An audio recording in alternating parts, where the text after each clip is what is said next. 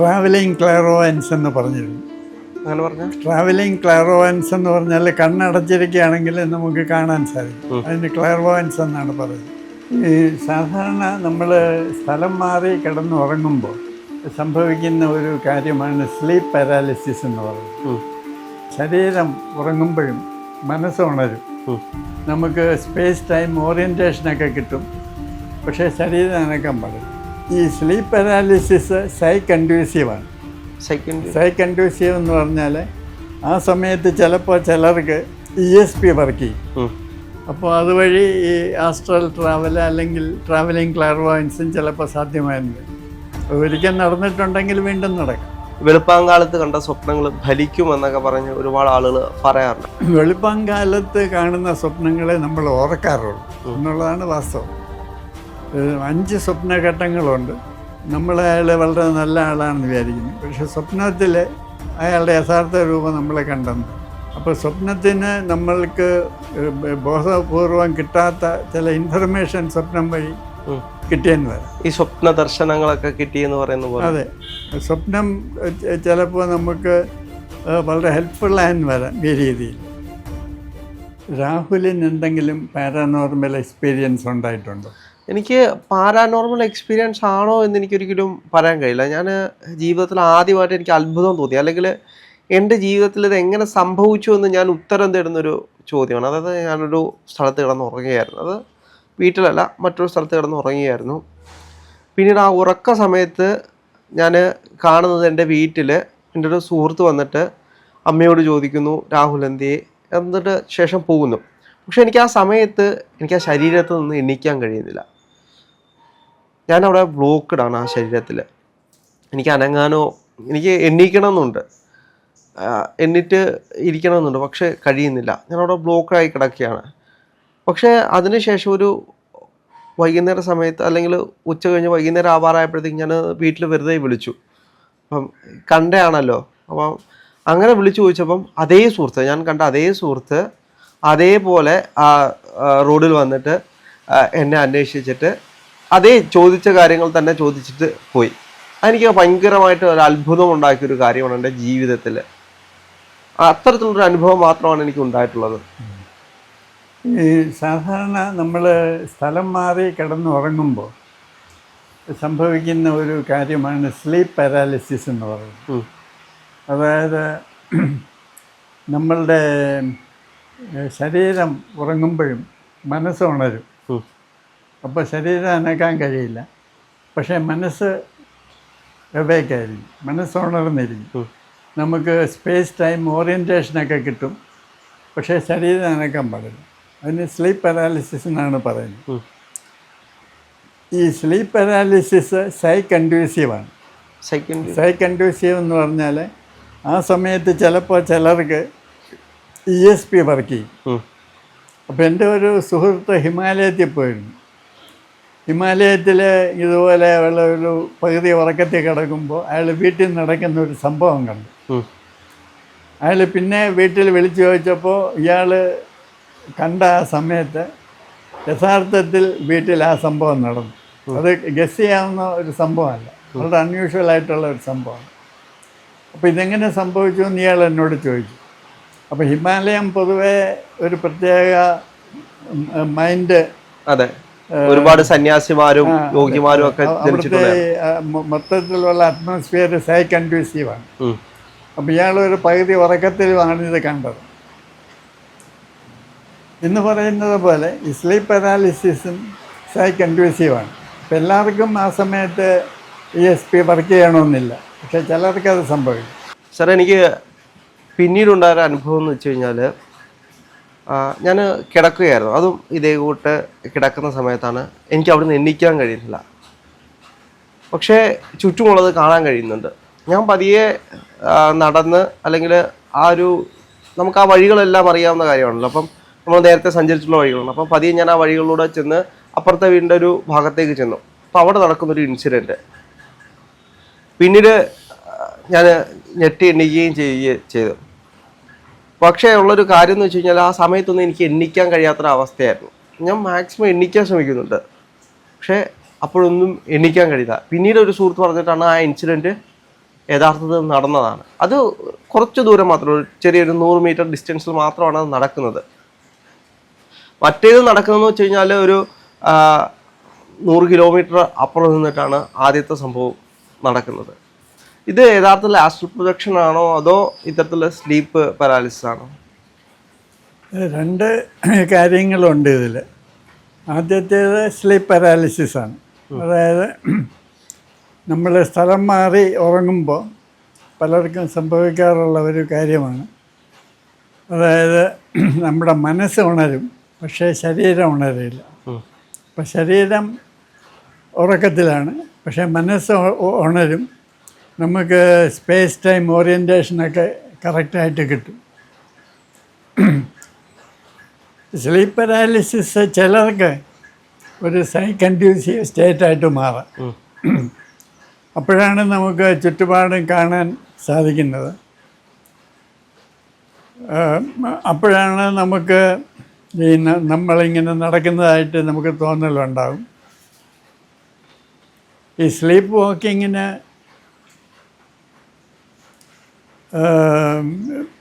പഴയ കാലത്ത് ട്രാവലിംഗ് ക്ലാറോവൻസ് എന്ന് പറഞ്ഞിരുന്നു.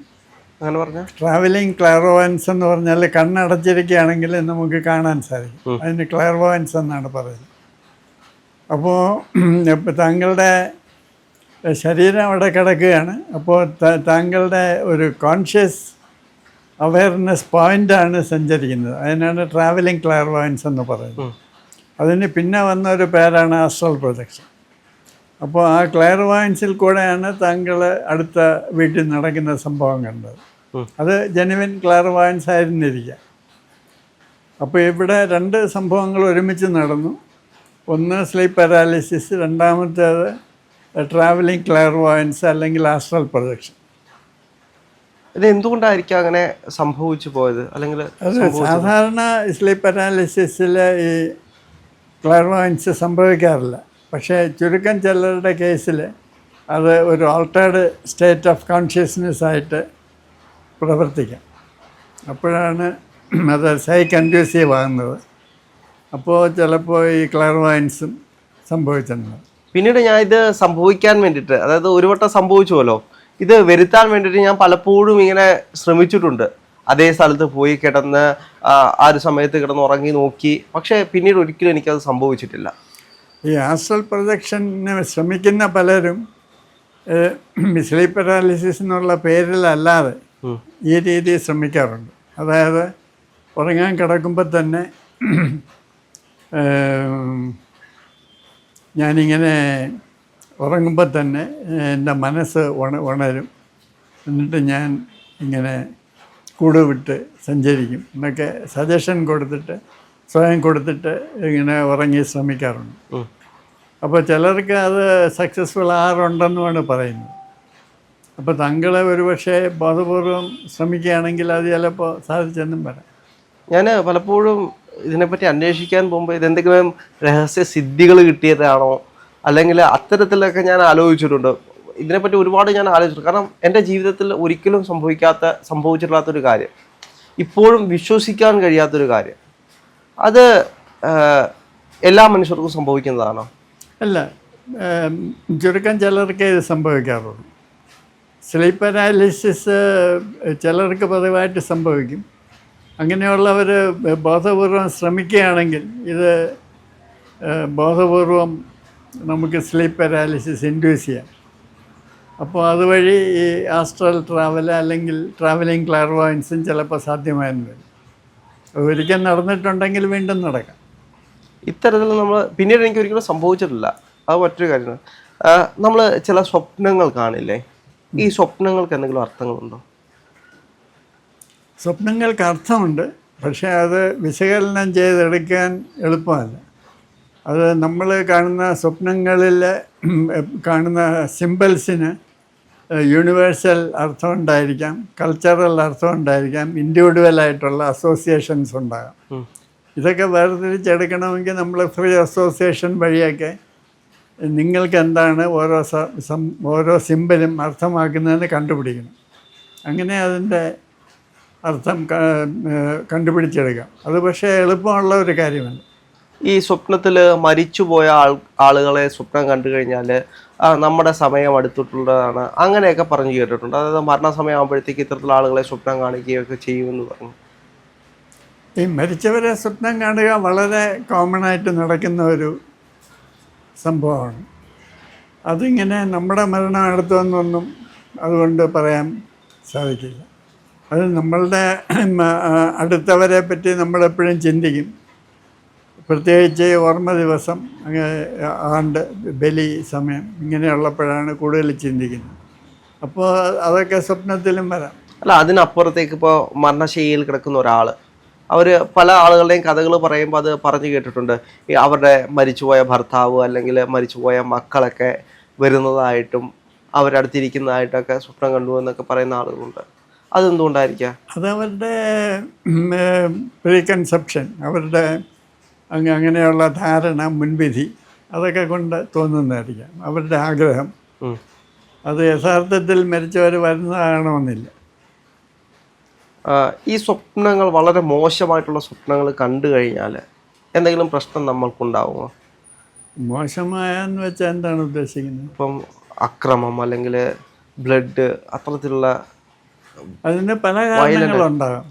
നമ്മുടെ ഭയം കൊണ്ട് ഉണ്ടാകാം, ചിലപ്പോൾ സിംബോളിക്കായിട്ട് സംഭവിക്കാം. ഈ സ്വപ്ന വ്യാഖ്യാനം എന്ന് പറയുന്നത് എളുപ്പമുള്ള ഒരു കാര്യമല്ല.